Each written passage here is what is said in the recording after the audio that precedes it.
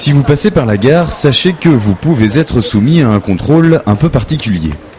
Eh bien, je suis en train de brosser le dessous des chaussures afin qu'on puisse récupérer toutes les poussières, mais également toutes les microbactéries qui sont dans ces poussières et qu'on va mettre en culture à l'orangerie du Jardin des Plantes.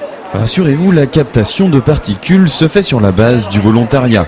Et les contrôleurs sont en fait une joyeuse bande composée d'artistes et de botanistes. Niveau captation, nos chercheurs n'en sont plus à leur coup d'essai et les récoltes d'il y a un mois commencent à porter leurs fruits. On a les apparitions de petites mousses qui commencent à exister un peu partout. Et dans les 6 mois, qui sait, on aura peut-être les premiers séquoias, les premiers dinosaures. On peut tout attendre, n'est-ce pas, d'une expérience pareille. Si l'expérience est scientifiquement enrichissante, elle comporte aussi un message plus philosophique. Depuis Jules Verne, il n'y avait plus d'espace blanc sur Terre, que tout était connu.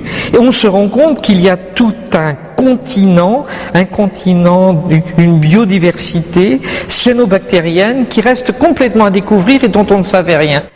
L'expérience va encore durer 3 mois, histoire de laisser à la nature invisible le temps de devenir visible. Pour finir, il a été mis en place aujourd'hui au Jardin des Plantes à Nantes. Des microbactéries ont été mises en terre. Ces particules microscopiques avaient été recueillies cet été sous les semelles des voyageurs. Récit de cette drôle d'aventure avec Sophia Carias.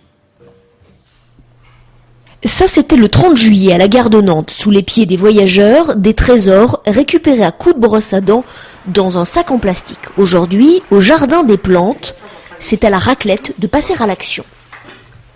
Et avec ce tout petit racloir, nous allons brosser la feuille de plastique de cette manière pour voir, et on voit très très bien à la base qu'on a tout un tas de petites particules très fines, presque invisibles à l'œil, qui vont s'accumuler sur la base du racloir.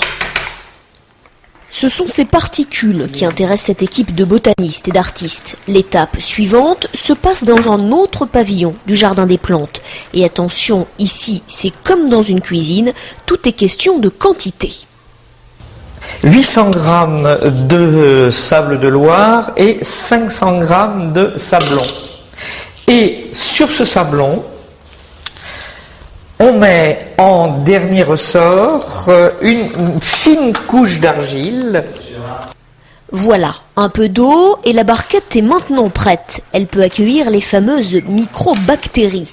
Le résultat de cette expérience, à la fois scientifique et artistique, sera visible d'ici 15 jours dans les serres du Jardin des Plantes.